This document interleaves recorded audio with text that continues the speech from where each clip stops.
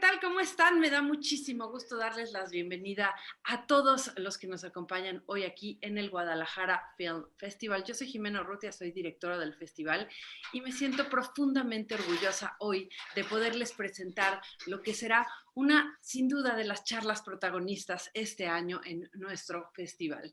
No solamente es un placer tener a los ponentes que hoy nos acompañan y que dentro de un momento presentaré, pero también es un placer poder escuchar su visión con respecto al tema que hoy nos ocupa. Aspiration through Animation es el título que dimos a esta masterclass y para hablar de ello no hay nadie más experto que la gente que rodea a Disney.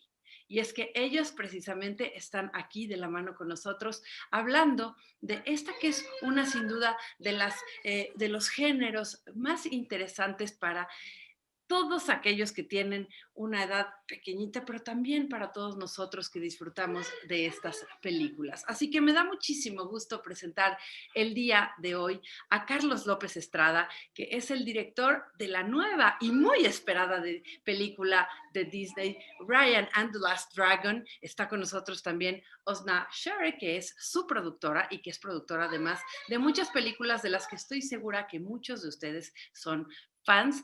Además, y nada menos así, Ann Crommett está aquí para moderar y platicar con ellos acerca de esta, que es uno de los géneros más afamados en la taquilla, pero también uno de los géneros que ha puesto en perspectiva las historias que se cuentan para pequeños, pero que funcionan para grandes. ¿Cómo funciona todo este mundo que depende tanto de la tecnología?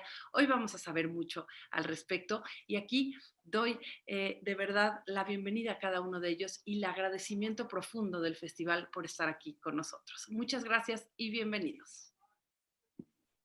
Well, on behalf of the festival, we'd like to welcome you. Thank you for joining us on this edition of the 10th edition of FIG in LA, now the Guadalajara Film Festival. The festival's new mission is to share the best of Latin American cinema and open doors to Latinx creators with the intention of cultivating a borderless industry. Today, you will listen to a wonderful group speaking about aspiration through animation. And as we look at building the pipeline within the Latinx community, I think that this is a great chat to discuss how you can have a story with a stronger impact while going through animation. So we'll go ahead and let our moderator, Ann Crommett, VP of Multicultural Audience Engagement, take over. Great. Thank you so much, Vanessa and Jimena, for having us here.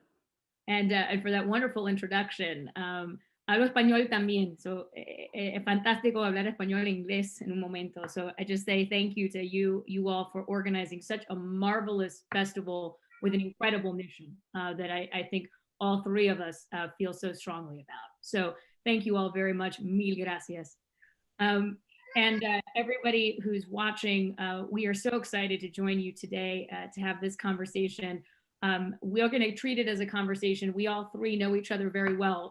So hopefully this is a little bit of a peek into a shared living room, as they might say, una sala. And you're getting to experience us joking back and forth, but hopefully sharing some insights, learning from each other and talking about the journeys of these two magnificent people that I get to work with every day. And truly, truly, I mean this, it is an incredible blessing on both counts. So thank you both every day for the partnership. Thank you. Oh, absolutely. I'm gonna actually read their bios because they are so impressive that you deserve to hear all the detail. And I also like to embarrass them a little bit. So why not, okay? So we're gonna start with Osnat Shurer. She is the producer of the upcoming film Raya and the Last Dragon from Walt Disney Animation Studios. As you heard Jimena mention previously, she produced the 2016 Academy Award nominated Moana. Huge fan. Shurer joined Walt Disney Animation Studios in 2012 as Vice President of Development, working with filmmakers to move features and shorts through the creative process. As producer of Moana, Shurer helped manage the film through story, script, music, and casting, and led the film's partnership with publicity, marketing, and consumer products. She also created the film's Oceanic Story Trust, a team of Pacific Islander consultants from the islands with whom production collaborated closely through the making of Moana. And we're going to talk a little bit about that later because it's an incredible process and one that's continued on many of our films, including Raya. Previously, she served as executive producer on the shorts of the Shorts group at Pixar Animation Studios, responsible for Pixar's short films. While there, she produced or executive produced a host of hit shorts, including the Oscar-nominated Lifted, One Man Band, and Bounden. Her credits at Pixar also include video shorts like Jack Jack Attack and The Adventures of Mr. Incredible. At Pixar, Shurer was also responsible for helping to create several cutting-edge multimedia shows, including MoMA's impressive Pixar 20 Years of Animation, which opened in 2006 and went on to travel the world. The exhibit featured Artscape, a widescreen projection space that provided viewers a unique digital artistic experience, and Zoetrope, a dynamic 3D installation modeled on pre-cinema technology and used dimensional character sculptures to simulate continuous motion. Osnat, I did not know that. That is amazing. We're going so deep. I love this, Julianne. I haven't talked about Zoetrope since that night at the Museum of Modern Art in New York, that new gorgeous building, when we were testing the Zoetrope, right? And the guard came in and went, he was looking at the little green men going up and down, and he kept going under it, looking to where did they go? And we knew that it worked. I remember that. But you're taking me down memory lane. That's great. Oh, it's amazing. Like, what an incredible experience. And just to witness that in real time, so cool. We're all geeking with you, Osnat, right now. This is amazing. Your duties, I'm going deep. Your duties at Pixar also included training, production management, creating and supervising in-house documentary work for DVD bonus material content and other archival materials. You also oversaw the development of commercials, theme park attractions for The Incredibles. The Incredibles, everybody. You produced and directed Vowlette, an essay by Sarah Vowell. Am I pronouncing that correctly? You are, but you are going so deep. I know. And then the making of The Incredible, exploring the reef with Cousteau, with Jean-Michel Cousteau for director Andrew Stanton in conjunction with the release of Finding Nemo. We're going really deep. Like, that was so fun. That was a shoot in Hawaii. Yep. Amazing. So documentary, multimedia, animation. You were the consulting producer on the Golden Globe nominated feature Arthur Christmas. And then prior to joining Pixar, Osnat produced and directed film and television in various mediums, which we're going to talk a little bit about that today as well. Live action animation, live television, what we just talked about in interactive. And you worked on documentaries and narrative films all over the world: India, China, Tibet, Japan, Europe, across all of Africa and Europe, and with directors ranging from Michelangelo Antonioni to Alfonso Cuarón, a name familiar very much in Mexico. Shurer was born in Israel as the child of an airline executive. I did not know that. And you grew up in many parts of the world, and you are an NYU, New York University grad. So with that, we're not going to be able to hear it, but a round of applause for Osnat Shurer. Amazing. Did you provide all of this information or I have no idea where she dug it all up, but this is. I am terrified to hear what you're about to say. Yeah, that's amazing. We went deep. Osnat, that's amazing. I did not even know half that. We're going to talk. This is going to go in a whole other, some other layers here for our filmmakers in the audience. Wow. And with that, Carlos, here we go. Carlos López Estrada. Look what I dug up. Here's what we dug up. Director Carlos López Estrada is director with Don Hall of the upcoming Walt Disney Animation Studios fantasy action film Raya and the Last Dragon, which we're going to talk about today, which is set to release March 12th, 2021.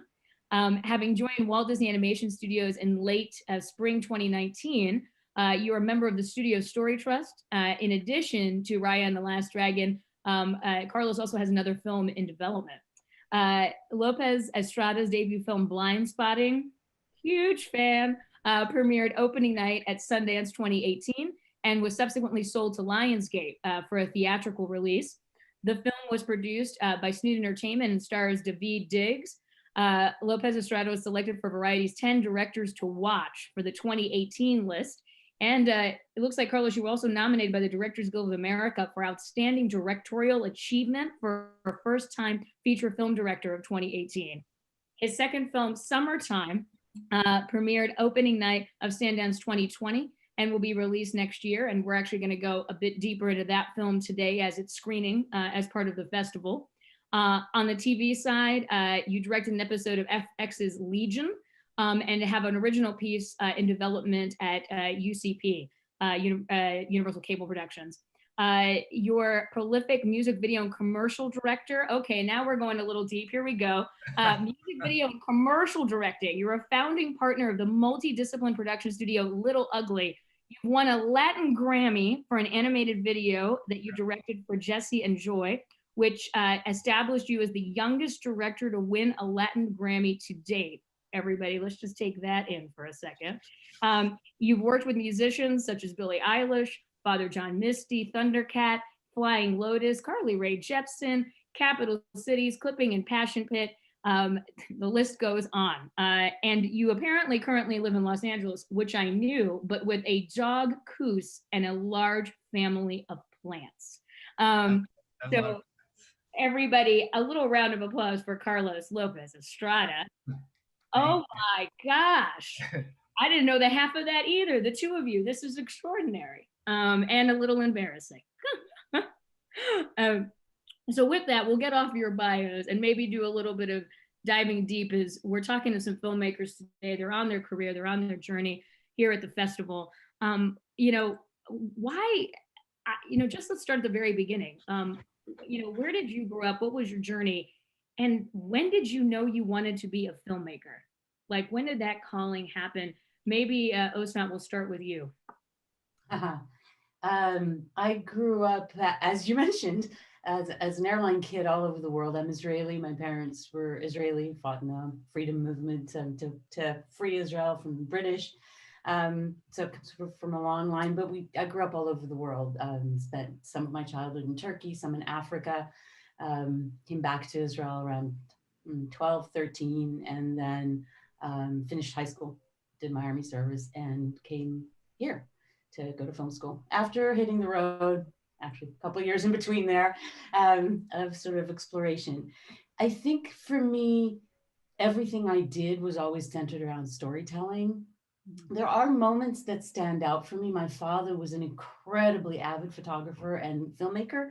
He had a Super 8 camera, and we used to film together, and then we'd come back, and we were in Africa. So we were coming back from the Victoria Falls. We were coming back from something stunning, and we'd be recording sound with the bathtub water running, so that we'd have the sound of and we'd made little titles, you know, with those little white letters on a black background. So I was doing that, and I was in the dark room. I was like 8, 9, and that was very close to my heart. Then I got into theater and acting, and then later that led to wanting to be behind the camera. But I think every aspect, did that. I did some radio. That's how old I am. Every aspect of what I did, and then getting into documentary filmmaking, had to do with, and maybe it's because I moved around so much as a child. I moved from culture to culture, and I remember at a young age becoming aware that culture is a lens. There are others. I know I get on an airplane and I go somewhere else, and there's a different lens.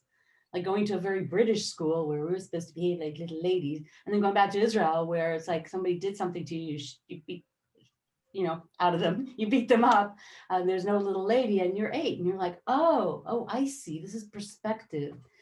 Sent me on this road of storytelling and culture, and where the two meet and what they mean to each other, how we create culture through story, and how story ends up being culture. They're interwoven, and that's still going on. That went on for me in documentaries. That went on for me in doing live television. It went on, and Moana certainly brought that to a focus in a way that I loved and enjoyed. And we can talk later about kind of the movement from the indie world to the sort of Pixar Disney world, because it's very interesting what happens, what opportunities it creates. And it's still interesting to me. Raya and the Last Dragon, again, looks at, it's a fantasy story where we're always looking for the balance that of inspiration that comes from the culture, and yet creating a new culture, we're creating a new story, something original. So I think that's an area of exciting curiosity and work for me. And I think filmmaking gives you a unique opportunity to do that with music and picture and story and words, and it brings everything together that I love. Love that. It's beautiful. Carlos, yeah, you're jumping No, in. I was just gonna say I didn't know so many of these things about you, Osnat, and I there's a lot of parallels with sort of like my upbringing. I mean, your story is incredible, but there was definitely a lot of like early Super 8 moments for me, and my mom giving me sort of like my first camera when I was very, very young, and me traveling with her, sort of like learning about the world through her lens. So I didn't know any of this about you. It's amazing. I was gonna guess that you're growing up already had digital cameras. Super 8 feels like from my Not age, yet. but I'm so thrilled that your mother had that. Not yet. I was, I think, part of like the transition. Like I definitely still shot on like really, really um old school cameras, and then as I got into like high school and college, slowly started becoming a part of the digital revolution. What made you want to tell? What made you want to be a filmmaker? I was born in Mexico City, and I was raised in this family that was like very dedicated to the arts, communication and the arts. My grandma was a theater actor. My grandpa was a journalist, and he covered arts and entertainment. That's how they met. And both my parents met in a television studio, in a big television studio in Mexico City. So I was raised in this family that um, after school I would go to work with my mom, and then at night we would go see my grandma at a play that she was in. I would spend the weekends with her, sitting backstage sometimes. And then my mom was also doing some theater, so she got to travel a lot. Um, and I would travel with them whenever summers and like holiday vacations. So I would bring this little camera that she had for me, and would just film everything that I considered sort of like interesting or unique, important. That eventually, uh, I was in school, so I started bringing my friends along, and we would start making little movies, and we would recreate scenes from Titanic was the big movie back in the day. So none of the adult content in Titanic, just like it was mostly the action. Like we had a little boat, and we would put it in a pool or a lake, and then recreate some of like the action moments. So that I mean, that was before I even considered what a career in film could potentially be. I was just so young, and I think just excited about getting together with friends and having a tiny little community where you can do stuff and save it forever. So that, I think that was just sort of like innate in who I was as a person. And then we moved to the States when I was 12. I did high school in Miami, and I think when I started doing high school, and I started to just think a little bit more about my future, and started taking classes that excited me, and thinking where potentially I could go to college, I started getting really into art, and I did photography. I did a lot of painting classes. I did theater. And when it finally came down to start applying to colleges, I realized that film, not only was it something that I had been sort of like practicing for a long, long time and learning about it through my family, but it was the one discipline that would allow me to explore all of these different interests that I had. So there's a lot of theater in film, there's a lot of photography in film, there's a lot of music in film, and and and there's also not a lot of math and other academic stuff that I didn't like. So I applied to film school. I came here to California, went to Chapman University, and I guess also something that I did in high school was that I played music with a lot of bands. So when when I was starting film school, a lot of my friends who I had been playing with, the ones that stuck to music, were starting to get like working for indie labels or getting their stuff sort of like,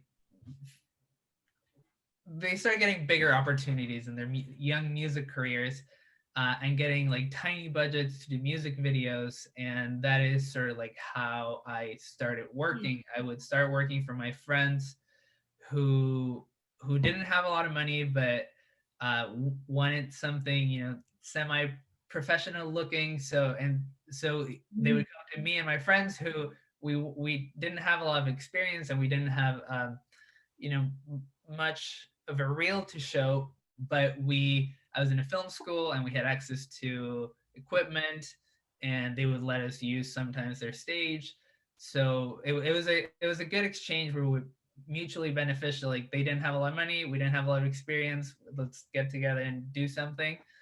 And that sort of like slowly started as their career is starting. You know, they would get bigger budgets, or they would get signed by better labels. We would also just get more experience and start figuring out how to make things look better and make more sense. So our both of our careers, my musician friends and my filmmaking friends, started growing at the same time. And then they started sort of like, we would help them out make better videos. They would help us out get better opportunities with music and exposure. And that essentially just like snowballed into commercials. I did a few shorts, I did a few digital things. And long story short, that led to my first feature. David, who wrote and starred in it with Rafael Casal, I had done music videos for them. I met them. I did a music video for David for $1,000. And his rap group started to do really well. Then anyway, we'll talk about our first project soon, but that just sort of like snowballed, and then here I am. Amazing. Well, with that, we should just snowball into that piece of the puzzle, right? You were just kind of getting there in terms of what was that break, what was that transition in the journey, and I love both of you as you think about what was that flip moment for you, right? What was that break? Then maybe reflecting off of that, what's been the transition? Also, we have a lot of independent filmmakers in the audience. What's that transition, or things you wish you would have known between sort of the independent world and then working, you know, in a larger studio, or, you know, with, you know, larger projects, and sort of what you learned? Because goodness, there's a lot there. So we were just talking about it, and I think, Osnat, you're gonna have an amazing story, and mine is gonna be, it's still happening, it's still unfolding. So I'll He's deferred to age. This is a nice way of saying I'll defer to age. No. I'm referring to experience.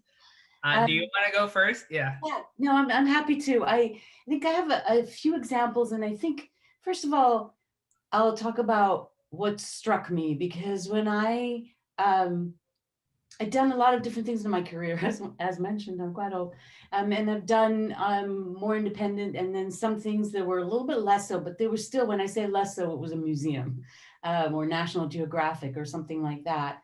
And so for me, Pixar, and also it was my move into animation, was the true first experience of going mainstream. And what do I mean by going mainstream is a few things. You'll recognize these, anybody who's a filmmaker, right?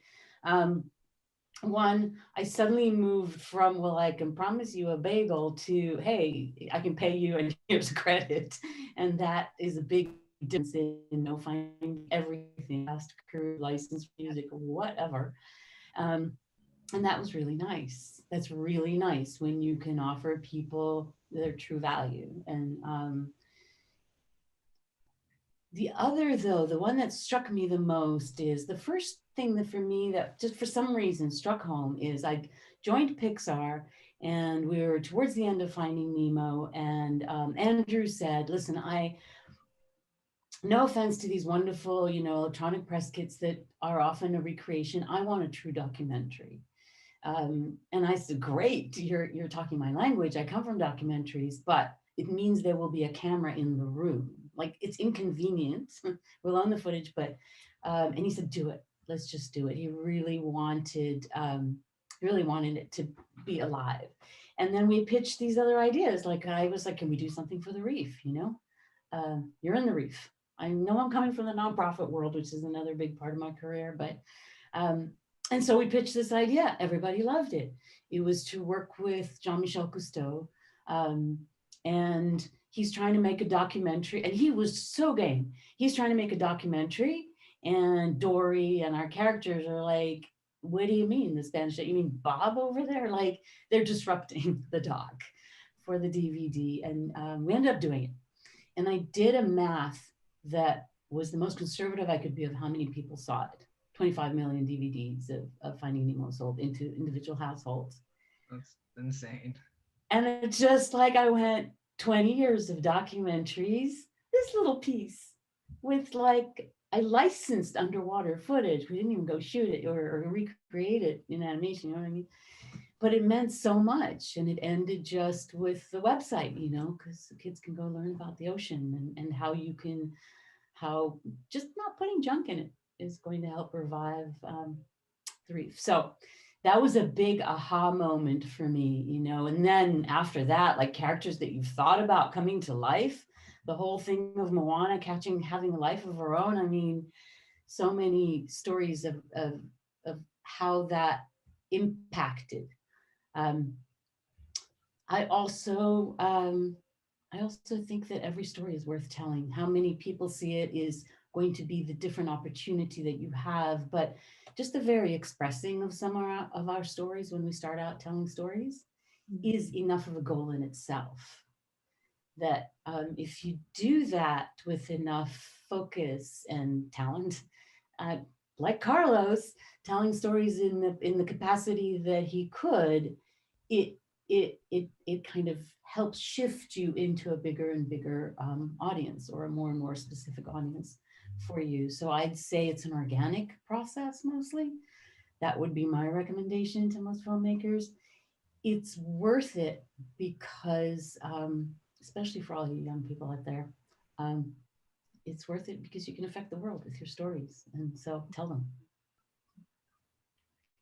Yeah, I feel similarly.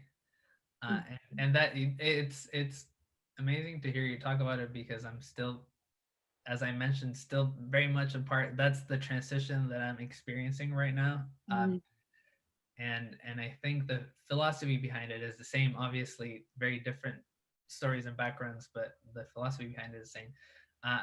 For me, my transition sort of like from hyper independent into the slightly more commercial world was when I made my first movie, which wasn't that long ago. I think we shot it maybe like 3.5 years ago.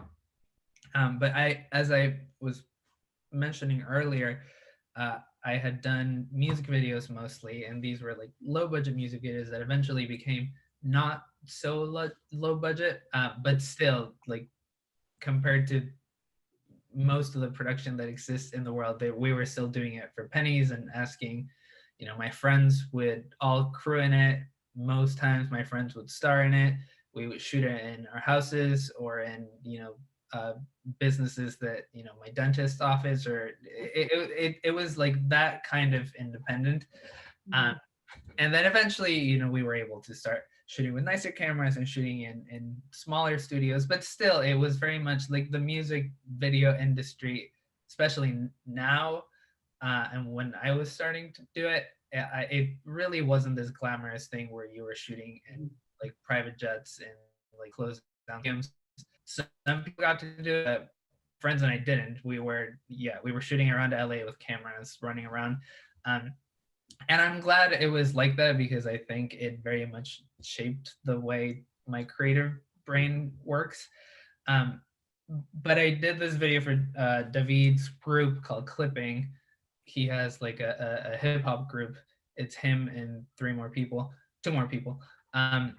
We did it for $1,000. We asked for every imaginable favor. But I did because I heard the music, and I remember hearing David's voice and David's words, and I just thought that this was a brilliant man and a brilliant set of minds behind this. And I was like, I don't know what's gonna happen with this, but it's worth my time, and I can tell that something tells me that David has a lot to say.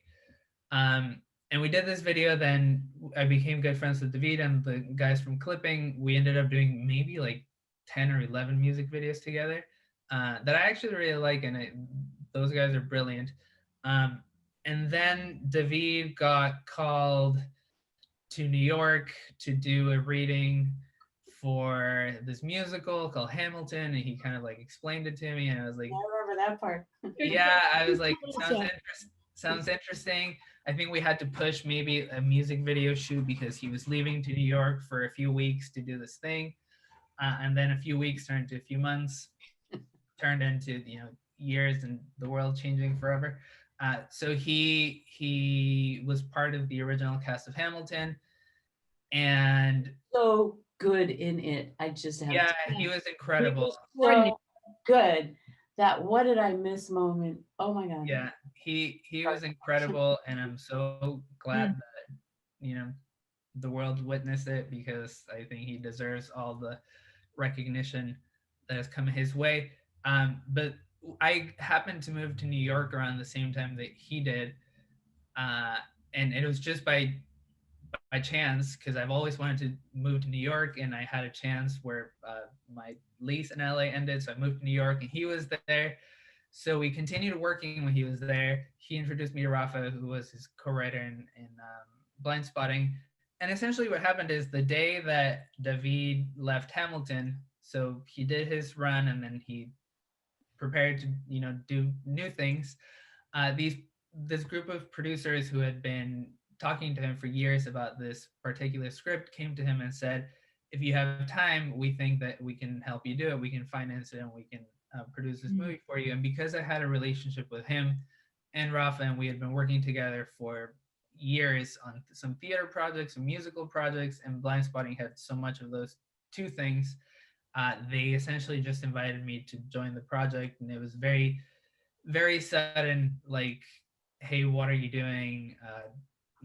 Next few months, we have this script that is like 7 years old, but we want to workshop it with you. Can you come to LA? Can we work on it together? And potentially we can shoot it in the summer. So anyway, long story short, I moved to LA. We workshopped the script together. We shot it that summer. That was 2017. And then we had a budget and we had finance, but it was still like a fairly independent project. And then premiered at Sundance the next year, and it just kind of changed my life. I mean, there's a direct connection to being here at Disney, because Jessica Julius, who is the head of development of Disney Animation, was at Sundance when it premiered. She saw it, and around that same time, Jennifer Lee, who is the chief creative officer at Disney Animation right now, had just started on her new position, and had said that one of the first things that she wanted to do was to bring in some outside voices to join the directing team at Disney Animation. So right at that time, it was just lucky timing, but right at that time, Jessica had seen my movie at Sundance. Jen had started looking for new voices in animation, and they invited me to come for a coffee. We had a nice chat. They figured out that I was a lifelong. We decided he was a keeper. Yeah, I showed up to my meeting with a Mickey Mouse backpack, not purposely, just because that was my backpack. And we just clicked. And anyway, long story short, I joined the studio a few like a year and a half, a little bit less than 2 years ago, and that was it. That's incredible, Carlos. And also the detail of the Mickey backpack to the meeting is really something. Yeah, no, they called me back later, and I had to come in to meet all the directors. And I mean, it was my backpack. So I showed up with my backpack, and I had to go into the meeting and just say, like, I want you all to know that I did not buy this for the meeting, and I'm not trying to, you know. It is so Carlos to both come with the backpack and then disclaim it. Yeah. Yes. Exactly. I just did, you know, anyway, it worked. Yeah, it worked, and we got to keep them. Yeah, no, and the rest is history, as they say, in a way, which we're going to get into a little bit of that present history. In a small promo for those of you who are in the audience who are independent filmmakers and you're thinking, how can I get seen at Disney? What are the opportunities to connect the dots? A little bit of what, in a way, of what Carlos' journey was, but from a slightly different modality. But in the short film space, we have Launchpad, which is a shorts incubator that my team works on in partnership with Osnat, Carlos, and many other creatives at the studios. Thanks for the snaps. And if you're interested and you want to learn more, it's launchpad.disney.com. Really straightforward, launchpad.disney.com. And we can make sure you all get that website link. But we will be opening up the next application period in 2021. So really want to hear from you all. And when I just want to say a word here about to talk about you for the next for a second, because like I'm a huge fan, and Julianne has been working in this space of inclusion and of making sure the voices are diverse in many mediums for a very, very long time, and very, very successfully. But the magical thing she does is she makes it fun. So just saying, big shout out to you, Julia. You're amazing. No, I will second that. And even though my time at Disney has been short, you have become one of the people that I get to interact with the most. And I actually love it because every single time, every single project, every single conversation that we have, it feels like you find the ways to make them meaningful and to make them impactful. And it's to know that a company as big as Disney has a person as incredible as you spearheading all of these initiatives, I think is really special. I know that Osnat has been directly involved with Launchpad in this first iteration, and I've met a lot of people who have been, but I can't wait to be more involved in the future, as involved as you let me. But I know that everyone who's been involved with the project is just so inspired by just all the voices that come out of it. Yeah, I don't know. Can we talk about it, or is it? Yeah, we can say. I mean, there's stuff. Yeah, check it out on the website. There is. It's an amazing program that keeps in mind finding, creating, nurturing, helping voices, storytellers with the Disney resources behind making people successful. Now that's cool. That is like just definition of cool. So yeah, and it's thank you both. Gosh, oh my, thank you. You're making me. And Carlos, we've now recorded you saying that you want to be involved in the next season of Launchpad. So this is great. I have it in. Look at this. It's in video. I was already scheming because you are working now with someone who I've worked with before in the music video days, and this person is helping you in your team. So I've already sent an email just being like, hey, please keep me in mind when you do this next thing. There we go. I believe you're in a presentation somewhere. Your photo has already appeared. Oh, really? Oh, see? Walk by too slowly. Okay, yeah. Well, it'll happen then. So it's amazing. I want to shout out to Osnat for all her mentorship work on the program in this first iteration. It's been really wonderful to see the voices. Really encourage all of you, throw your hat in the ring. As Osnat said, it's all about developing and nurturing storytellers who have something to say. And as you were saying, Osnat, every story is valid. And so it becomes about how are we helping to resource and showcase your story and your talents to the world, really. So really exciting. Again, 2021, be on the lookout for launchpad.disney.com. I always feel like an infomercial when I give the website. It's everybody, I have a commercial. But with that, and thank you both so much for your encouragement, your support, and your mentorship. I want to flip us a little bit into another part of the conversation. We talked a bit about blind spotting Carlos, but you do have another project coming up, and it's a part of this festival with Summertime. And you want to tell a little bit about it, and I think we have a clip to share. So I'd love you to talk a little bit about it and maybe set up the clip.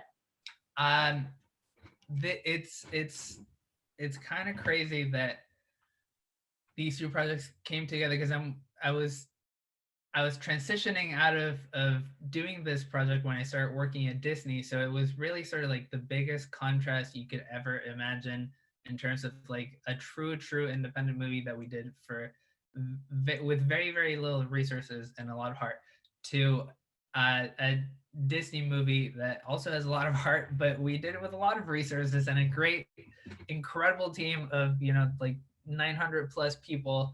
And that really did happen overnight. So it's crazy to be talking about these two things simultaneously.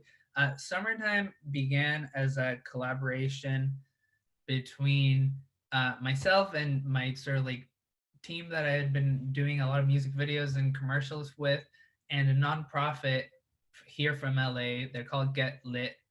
They essentially work with young spoken word poets, and through high school and into college, provide all these different programs that are meant to increase literacy and bring their curriculum of spoken word to their individual schools, and bring their instructors into the program so they can teach the curriculum as a part. They're essentially now partnered up with like many LA district schools, and essentially just started like this empire of like young spoken word poets. And they invited me to one of their showcases early last year, 2019. And it was essentially just like 2 hours of back-to-back spoken word poetry. These young artists that most of them were still in high school at that time, just got to share a little bit of their perspective of what it's like to be young living in the city of LA, and their very, very particular sort of like experience. And I remember just being so moved and so inspired by this very diverse group of people that was speaking like so beautifully about their experience, and that was using, whatever was unique and special and different about them to create it and turn it into art, and then wanting to share it with as many people as possible.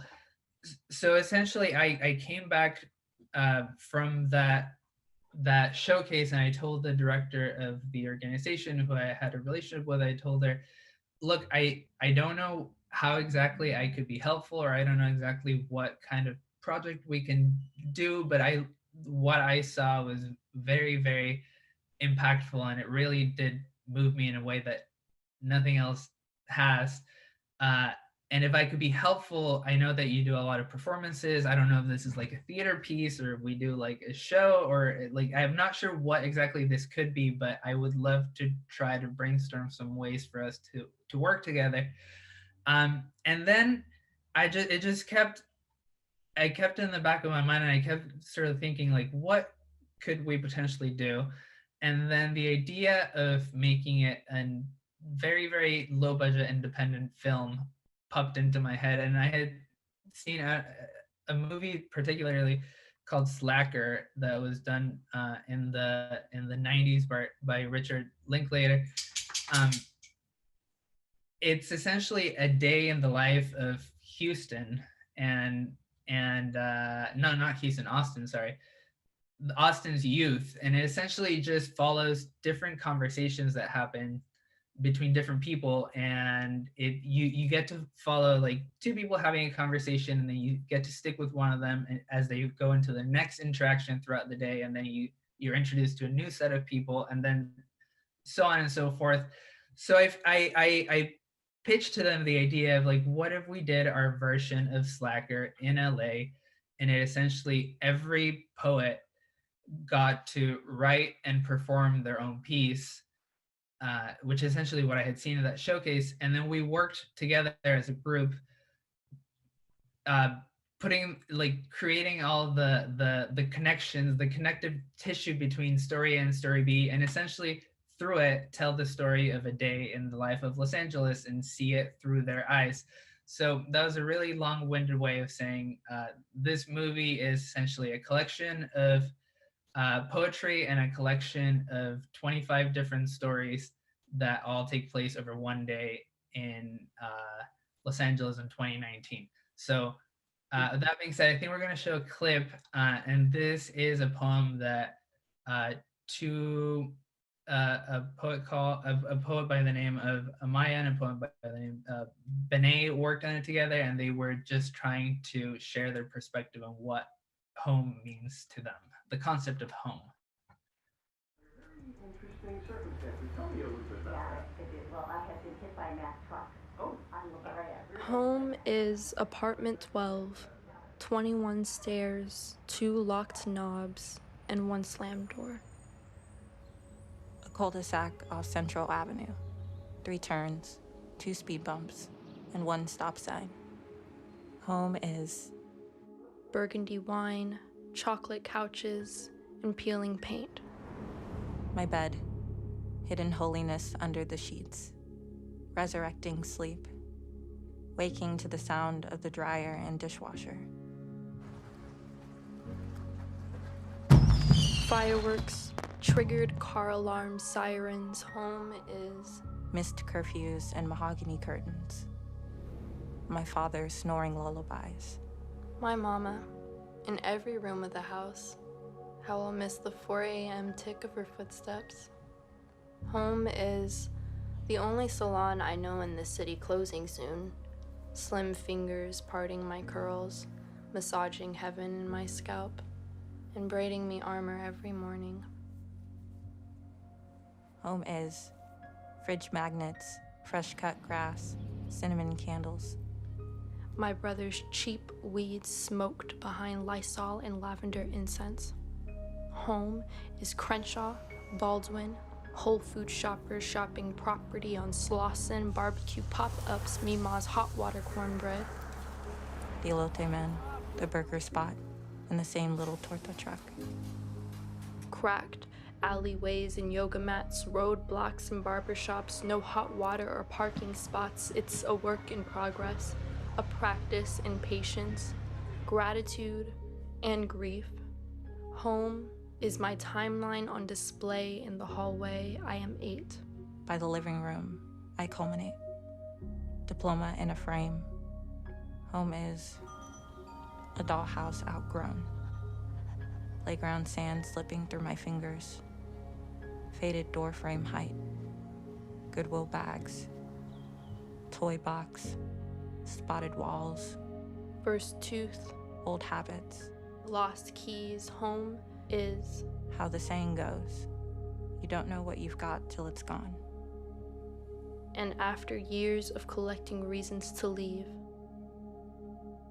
The door is wide open, but I can't decide what shoes to wear when I walk out.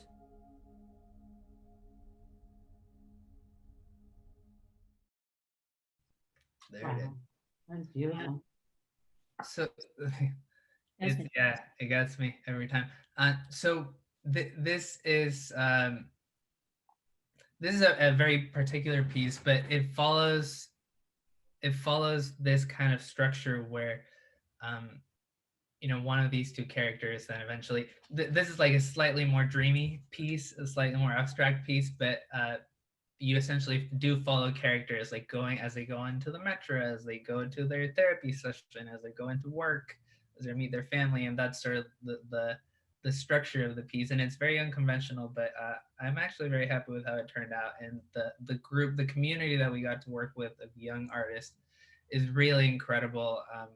They've actually been coming into Disney Animation to talk a little bit with the project that I'm developing next, and just sharing a little bit of their poetry. And it's the way all these worlds intersect is pretty exciting. That's all I have to say. Should I say? amazing, Carlos. I'm still moved by the piece, so I'm just. Oh, thank you. I will send you a link to see the movie if you're in, if you want.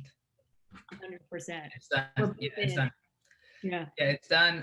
We premiered it earlier this year. Then of course all the pandemic surprises happened. So we're gonna release it next year in the summer and see how it goes. There you go. Summertime in the summer. It's beautiful, beautiful mixture of so much of your own spirit in there between the music and the image intersecting and words. It's really beautiful rhythmic work. I was just really taken by it. I'm also a huge spoken word fan, so I have a complete bias toward anything that. Oh, I didn't know. Yeah. And both you and Osnat a link when we're done with it. Yes. Osnat, we got a link out of the panel. This is know. We're done here. Our work here is done. Exactly. And with that, we're going to turn it actually back to Osnat because Carlos just shared a bit about Summertime, which is an upcoming project. But you did some tremendous work that has inspired, and this is where I will say it has inspired my team and myself on the daily, but so many others, both in the industry and in our company around Moana with the Oceanic Story Trust.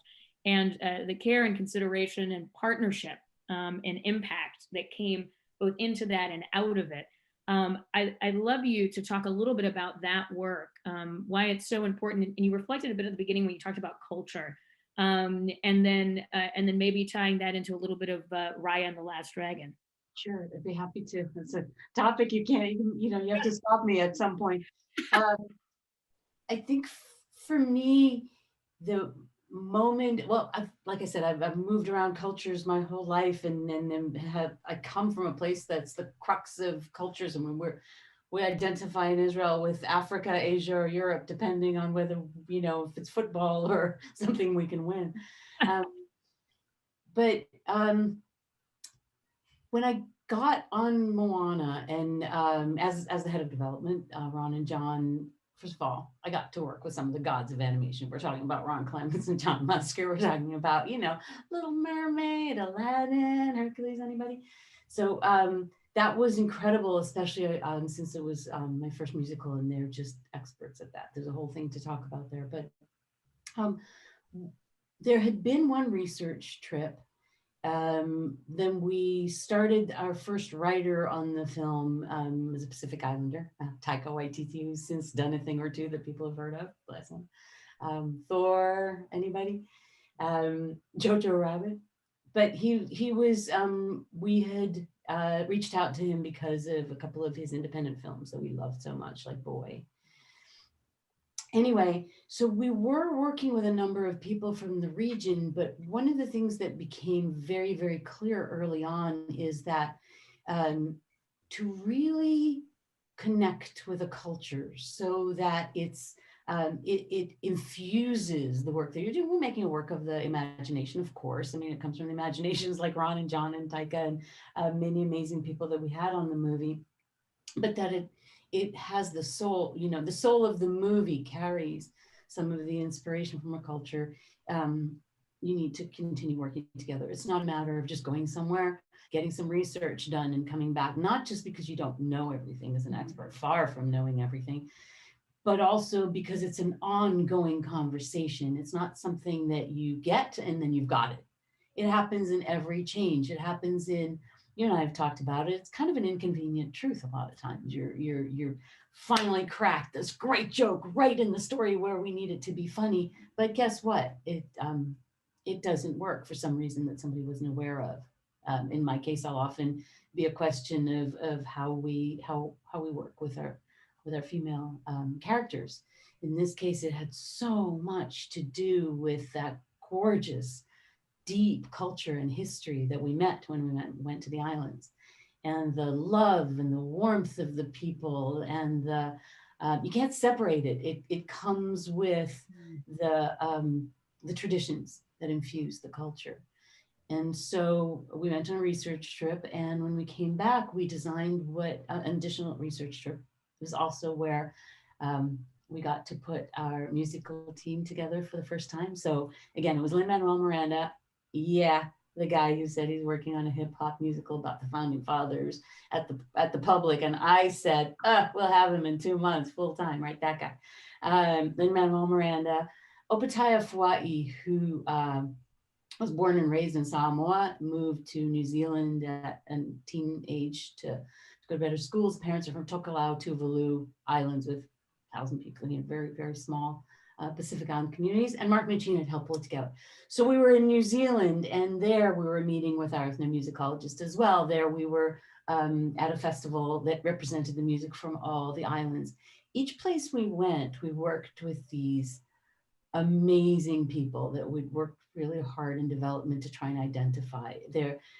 There's a quality of both expertise and immersion in the culture, as well as an understanding of how that can translate into a Disney animated movie, which by definition is designed to appeal to 2 to 92 all over the world to find common language. So how do you work with finding the specificity that leads to a universal experience, that doesn't alienate, that actually includes? And so we created this trust. We called them the Oceanic Story Trust. The key players in it were an anthropologist who stayed with us. Every image went to her before it went for legal clearance from Samoa, Dr. Dion Fanati. We had an incredible consultant from Tahiti, who is both somebody who's working to preserve the Tahitian language and culture in a nonprofit she founded, and works for Berkeley University there and a field station. So it was that ability, people who were interested in how that translation would work. And we met with our trust depending on what we needed. With the master tattooist for approval on every Maui tattoo and how they move. We had a group in the small village called Korova in Fiji. They are they don't even have electricity in their land, and yet their people are very happy. This just filled with this incredible richness to share with us, and they still navigate in the old ways. And so we were able to help bring them over to the university and Skype with them. It was all generations. Everybody came to understand how those ropes worked that we had designed on the boat that was built off of their knowledge and expertise. So it was an ongoing thing through animation, through products, then through parks, through publishing. And we were also lucky enough to be able to hire somebody on the show, Kaliko Hurley, who is our community relations manager. And she joined us on the show. She's also Native Hawaiian, so also carries a lot of that knowledge. Joined us on the show to really help make sure that we're always giving attention to the culture in terms of the respect that we're paying.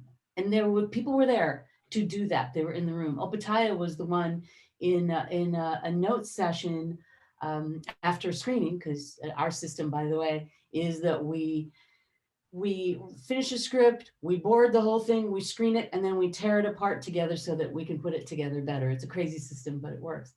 And we were in one of these sessions and thinking about how we wanted to honor more all of these incredible things we'd learned about the culture and the tapa cloth and the coconut in its place.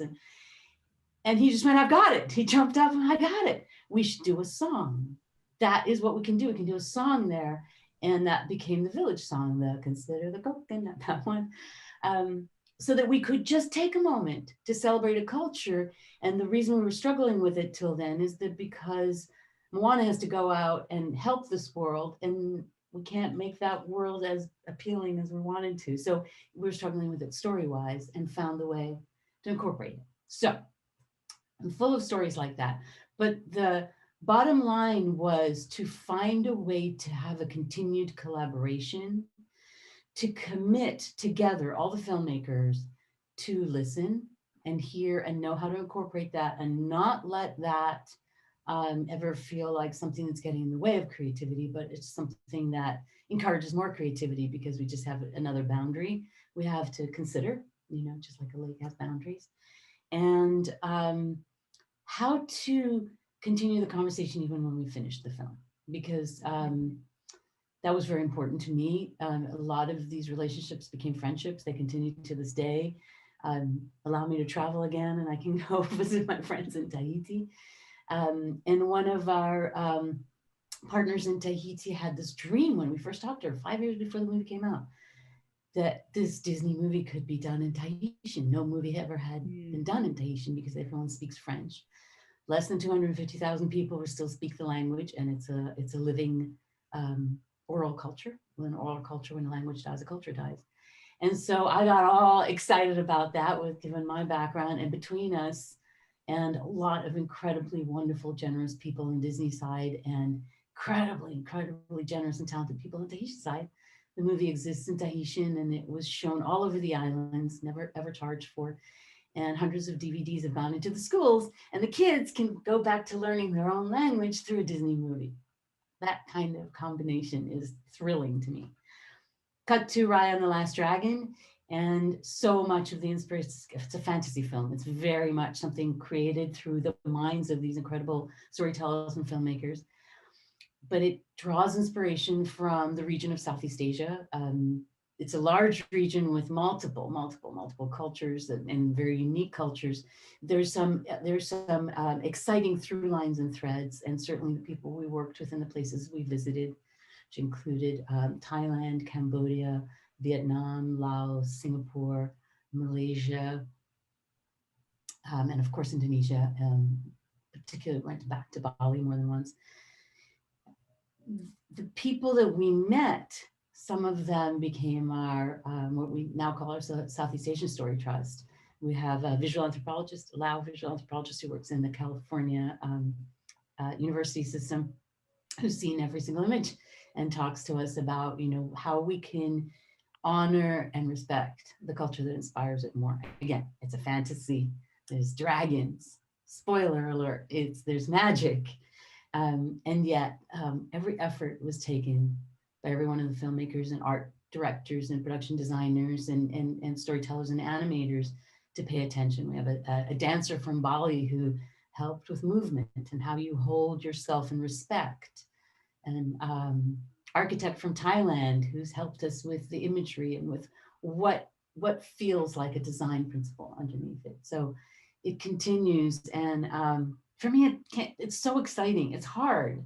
It's hard to maintain. It is. But it's a really exciting thing to be part of. I mean, you do so much of this kind of work, and it's for me, the two things that are like real pillars is the cultural inspiration and the strength, the new and maybe sadly, but never before seen, I think, in each round strength of our female characters, nuanced, flawed, interesting, badass, those two things I hold dear to my heart. Love it. And Osnat, I see it every day. So it's so beautiful to hear you articulate it, because it's so true, and it's so core if you think about it, at the end of the day, to storytelling, as you said at the beginning, right? It's the culture and story intersecting. And I believe you have a clip to share with us from Raya.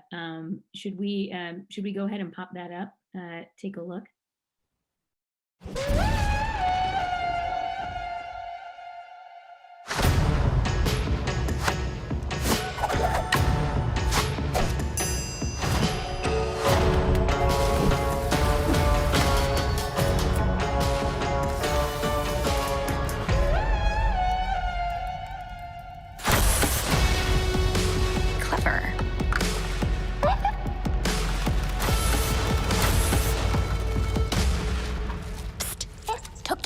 Focus.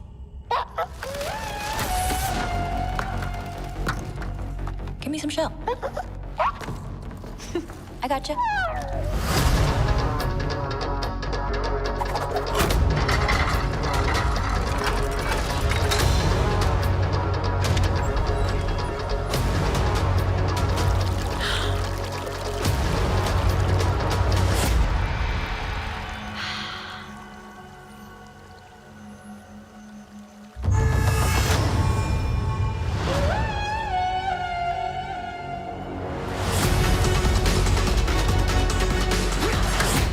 Life, I trained to become a guardian of the Dragon Gem. But this world has changed. And its people are divided. Now, to for peace. I must find the last dragon.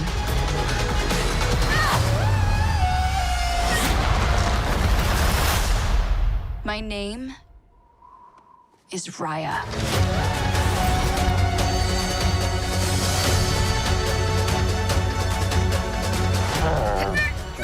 Chuck. You're getting a little too big for this, bud.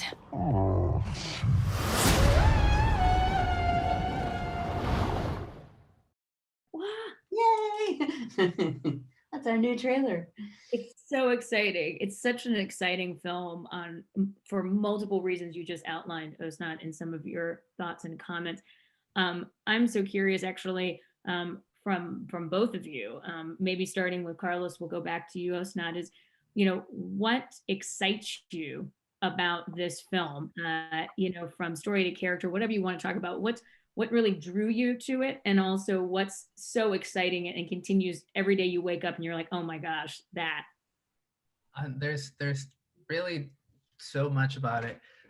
I think for me personally, there's two levels, right? The first one is just on like a professional and artistic level, getting to work at Disney and getting to interact every single day with so many people that are so talented, so inspiring. A lot of people who work at animation were responsible for a lot of my biggest childhood memories, and they're still there, and you're still getting to talk and work and interact with them. And that is just, it's sort of like a thing that I never imagined could be my life right now, that I'm getting to see designs for ideas that I'm having with people in a group all of a sudden sort of like materialized into these beautiful pieces of art. That is incredible. And just in terms of the movie and the story, and I think that the messages that we're trying to share with it, it just feels like a story that really does speak to many of the conversations that are happening today, many of the problems that are happening today, and it does so in such a creative, like imaginative and really, really special way. So for me I think just to try to tie both of the conversations that we're having together, to be able to have the same spirit that I think that exists in a movie like Summertime, the same heart, and to be able to see a group of 900 plus people working on something with just as big of a heart, and being extra thoughtful in every single detail, and seeing how the smallest design or the smallest character element, the smallest story beat is really just trying to accomplish the same thing, which is just to create a connection between us telling the story, the people that are telling the story about, and the people watching it. It's kind of been really special to me.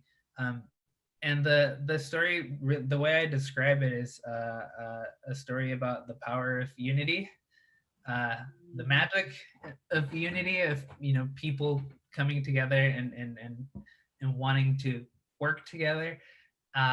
And I could not think of a more relevant theme or more relevant idea to just what we're experiencing today, in so many different ways. But even we thought the movie was relevant a year ago, and then all of a sudden we had to work on this movie from our homes, and we had to somehow create this sense of community, this sense of like partnership, while each of us was so far away from each other.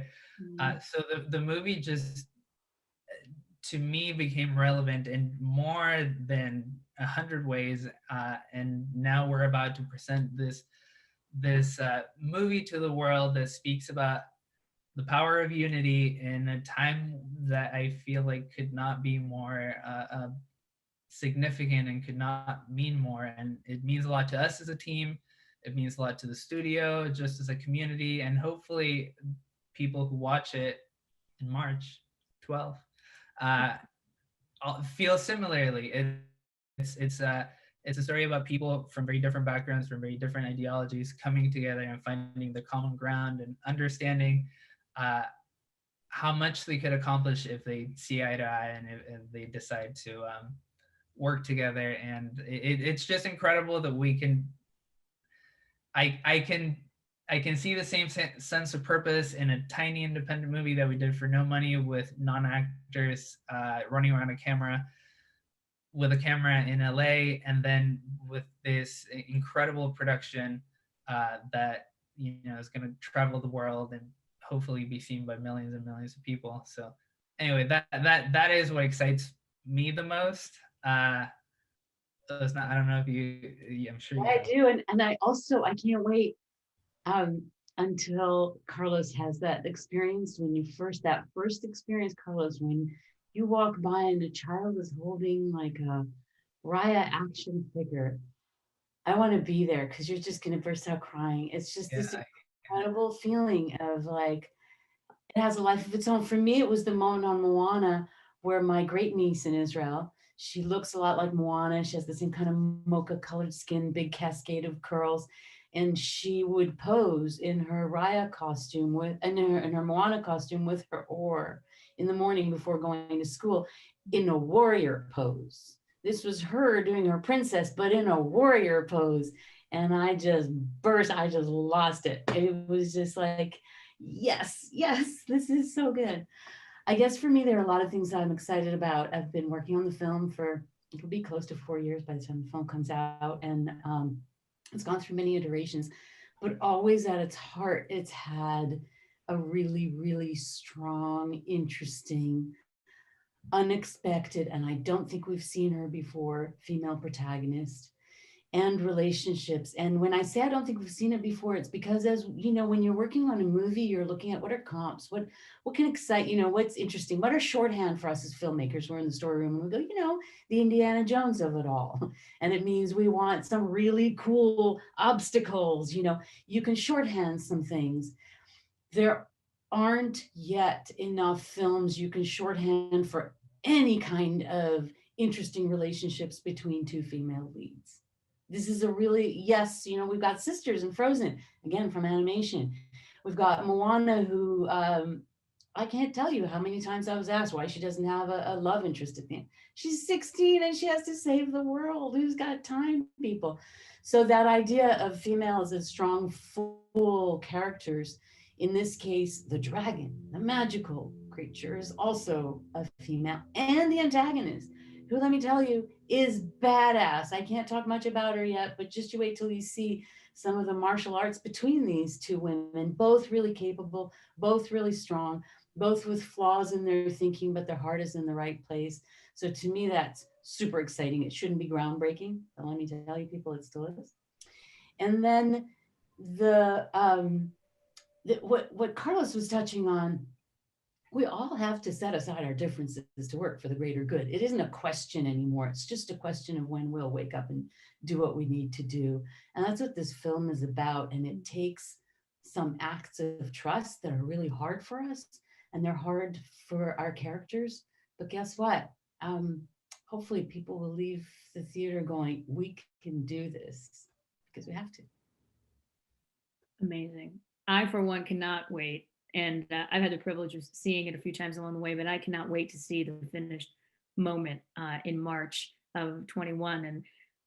And Carlos, I think we're all going to have to be there when you see the doll, the action figure, the costume, the girl in a costume posing like your great niece Osnat. I mean, those are the moments. That's the beauty of what we all do as storytellers. We released the trailer, the first teaser trailer, a few months ago, and we, everyone on the crew was so excited because their work finally got to see the light of day, and people were talking about it, and we were sending back and forth all these reaction videos of people watching the trailer for the first time, particularly Southeast Asians, particularly people from the community, and just sharing sort of like their reactions of seeing people who look and act and feel like them on major animated feature. And there's some really, really beautiful emotional moments of people who are just like cannot contain themselves and are just so incredibly moved by what they're seeing. Just real reactions, sometimes wordless, just seeing their eyes full of tears and saying like, little girl saying like, that's me. We got a video from a mom filming her daughter, whose name is Raya, seeing this trailer, and it's just moments that I don't really think I would experience anywhere else, and it's been so meaningful. I can't, yeah, I can only imagine once we start. Hopefully we'll be able to travel soon and seeing these communities and seeing just what this movie means to them. Yeah, it's something that's come up a lot. We have there's a lot of key creatives on the movie are of Southeast Asian origin. The two writers, Adele Lim's Malaysian, Quy Wen is Vietnamese. Our head of story, Fawn, grew up in Thailand. People talking about how that feeling that you get when these great loves, their love for Disney and their great love for the cultures that they come together on the screen. Fawn, I think, described it as this incredible dream I didn't know I had. Yeah, there's so many people from the region that we're working with, and even them who created so many of these pieces and came up with all these ideas, whether it's music or the props or the locations, they get to see some of these, because we're right now we're about to finish the movie and we're getting to see the shots finalized, like with lighting and sound and music, and all these people who are very, very close to it see it, and they have this emotional reaction of just saying, I have never seen my culture represented in this way so beautifully, and that is so meaningful. Yeah. And I can't think of a better note to end on in terms of our conversation today with this amazing Guadalajara Film Festival. I want to just thank both of you, Osnat, Carlos, for your amazing thoughts, reflections, advice for the filmmakers who are with us, excitement and joy for the upcoming pictures, summertime screening, and Raya up ahead in March. And I just want to take a moment and just say thank you to both of you and to the organizers of the Guadalajara Film Festival, Jimena and Vanessa, who we had earlier, and just want to thank all of our audience here for joining us today. Thank you. Keep making. We want to hear your stories. And as Osnat, as you beautifully said at the beginning, every story has value. Every story should be told. So keep making your stories and keep talking with us. We're here for it. So thank you. Mil gracias. And thank you both so much. Thank you, Julian. You're the best.